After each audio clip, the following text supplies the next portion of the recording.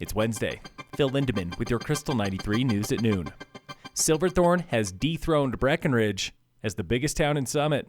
Silverthorne's population last year hit 5,418 full-time residents. That's an estimated 500 more than Breck. In the past 2 years alone, Silverthorne's added nearly 650 people, and since 2010, that town has been responsible for more than half of the entire county's growth. A state Senate committee has killed a bill meant to crack down on beer and wine sales at grocery stores. It was championed by indie liquor store owners, including many here in Summit.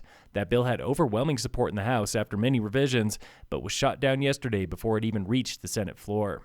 A Senate committee has also killed a ban on semi-automatic firearms after it squeaked by in the House. It would have outlawed semi-auto rifles, pistols, and shotguns. Supporters called it a remedy for mass shootings. Bill sponsors promised to bring it back. A healthcare feud between Anthem and Common Spirit is drawing the attention of state lawmakers.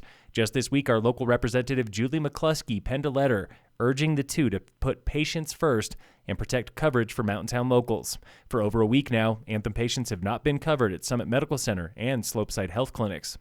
McCluskie is also stumping for a rewrite of the state school funding formula.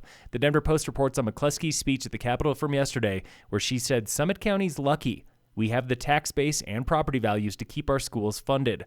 Last year's budget for Summit schools was nearly $70 million. But McCluskie says other rural districts in the San Luis Valley and on the plains are not so lucky. They need a formula that works for them. The Senate is voting on that new formula today. It does look poised for a win.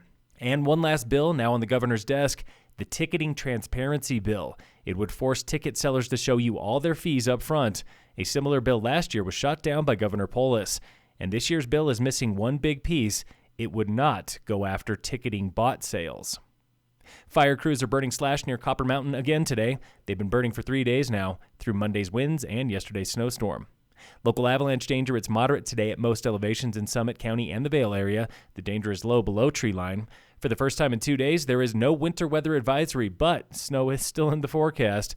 We're not the only ones getting May snow. It snowed nearly a foot or more yesterday on ski areas in Utah and Washington, and as far as Switzerland and Argentina.